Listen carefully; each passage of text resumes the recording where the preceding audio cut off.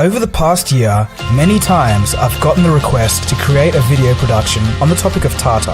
At first, I didn't really see why there was such a demand, but as I learned more about the company, it became clear that there was something very unique here. I have to admit, before I completed the research, I really didn't know much about Tata, besides the fact that they made cars that were nowhere to be found in Australia, the US, and Europe. In fact, the only place I'd seen them was in India during my travels. Today, Tata now owns companies such as Jaguar and Land Rover, but this is really the tip of the iceberg when it comes to the breadth of their industry activities. So how did Tata become the multinational giant that it is today, and just how big is it? In this video, we'll find out. For those of you that are from Western nations and are probably unaware of this company, this video may widen your perspectives a little. Let's begin. As far as modern day companies go, Tata is a very old company, older than the automobile, powered flight, and household electricity. The company was founded way back in 1868 by Jamsetji Nasawanji Tata. In retrospect, after Tata's success, some have hailed J. Tata as one of the founders of modern India. Born in 1839, J. Tata's first professional role was working in his father's banking firm outside of Mumbai, India, coincidentally where I was born. There were some key events in J. Tata's life that would shape the history of India and eventually help shape the global business landscape. It would be travel that opened his eyes. J. Tata travelled to England, America, and Europe for business, and through his opportunistic mind, he saw that Indian companies could make a large impact in the textile industry, which was dominated by the British at the time. In 1868, after learning from his time working in his father's banking firm, a 29-year-old Tata bought an old oil mill and converted it into a cotton mill. This seemingly insignificant event was the very beginning of the multinational giant. J. Tata always had the inclination to care greatly for the people of India and had an interest in giving back. This is outlined by J. Tata's 4 dream goals. During his life, Tata strived for 4 simple goals within his heart. They were to create an iron and steel company, a world-class education institution, a hotel, and a hydroelectric plant. It would only be the hotel that was to become a reality during Tata's life.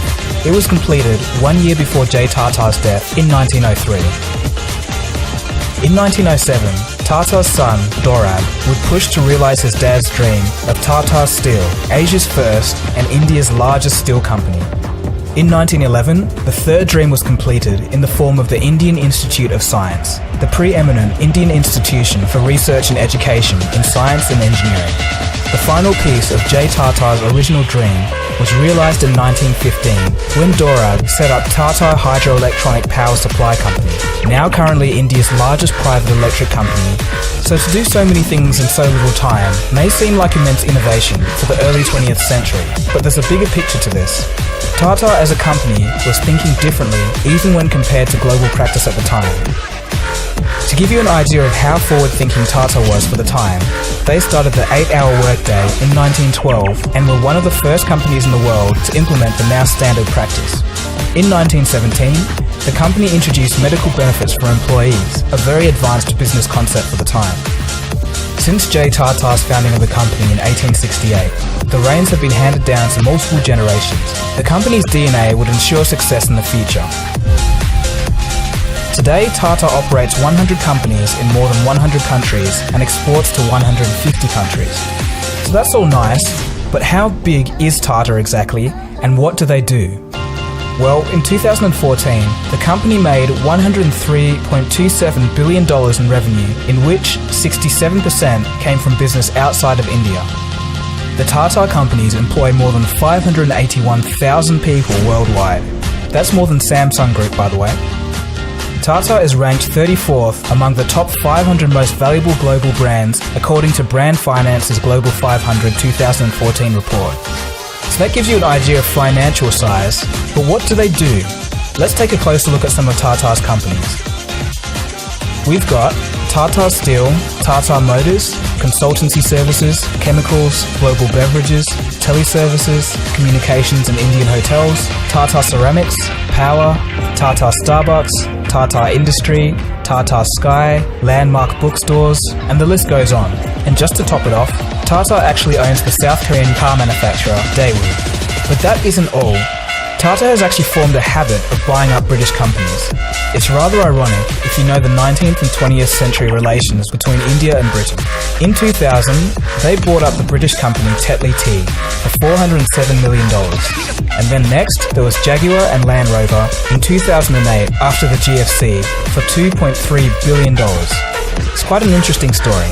In 1999, Ratan Tata and his team were humiliated when they went to sell Tata's motor division to Ford due to a poor response after a launch of a hatchback, which happened to be Tata's first passenger car.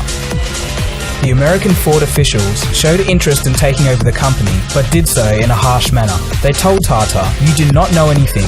Why did you start a passenger car division at all?" They said they'll do Tata a favour by buying the car division.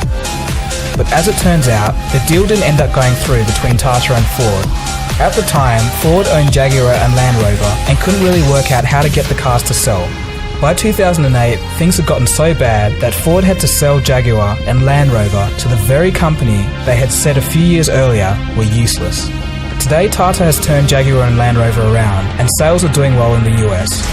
Cost from Jaguar Land Rover. A quick mention on the headline figures that we saw coming out from Tata Motors yesterday. Net profits have increased to $771 million. Net sales, on the other hand, have jumped 38% to about 63,000 crore rupees.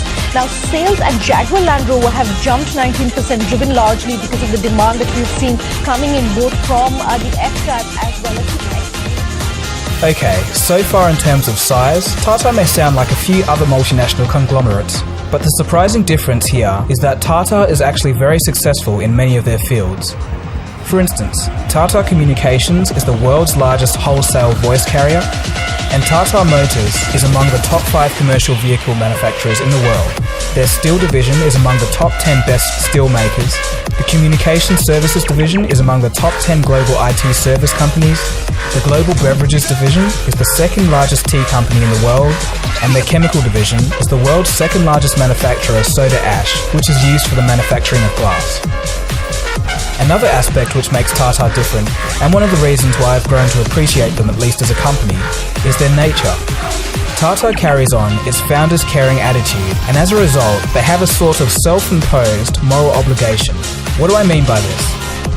The company has actually made it a habit to return some of its wealth to society, mainly through providing investments back into the local economy. This is not only true within India, but in many countries around the globe.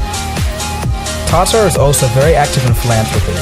Through its trusts, the company gives back in areas of medical research, technology, science, education, social welfare, and healthcare.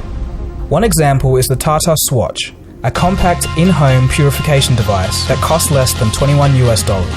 The idea of the Tata Swatch came to being from the 2004 tsunami, which left thousands of people without clean drinking water.